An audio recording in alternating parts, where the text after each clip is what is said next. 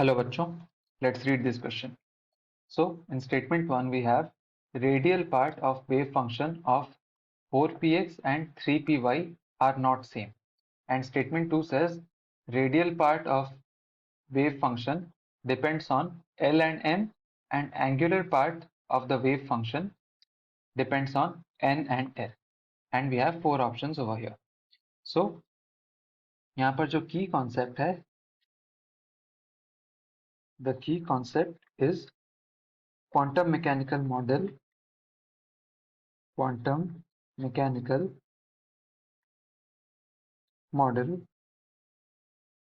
of atom. Alright, so quantum mechanical model of atom में क्या है, हम ऑर्बिटल्स को इलेक्ट्रॉन डेंसिटी के ऊपर डिस्क्राइब करते हैं. So orbitals are just some regions of high electron density. So इससे जो ऑर्बिटल को हम रिप्रेजेंट करते हैं that is with the help of a wave function.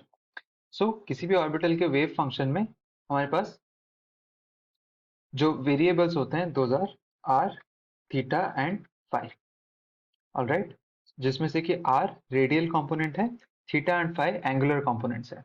और अगर हम इनको सेपरेट फंक्शंस में रिप्रेजेंट करें then this is X of R multiplied by y of theta and phi.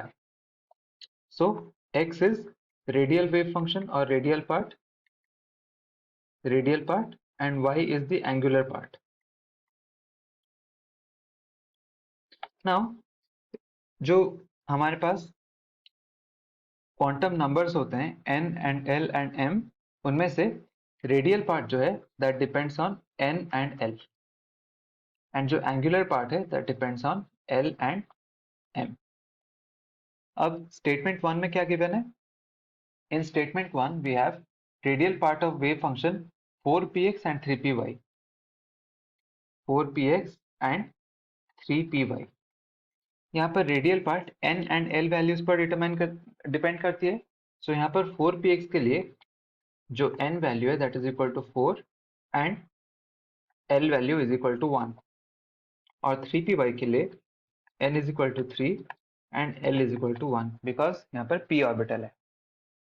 सो यहाँ पर हम देख सकते हैं जो सेट ऑफ क्वांटम नंबर्स हमारे पास आ रहे हैं इन दोनों में those are not same. So radial part of wave function of 4px and 3py are not same. Statement 1 is correct. Statement 2 में क्या गिवन है?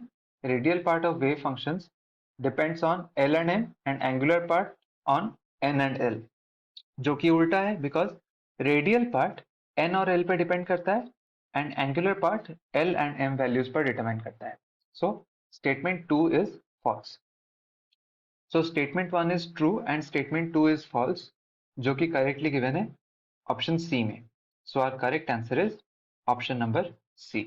This is the required solution and I hope you understood the concept well. Best of luck.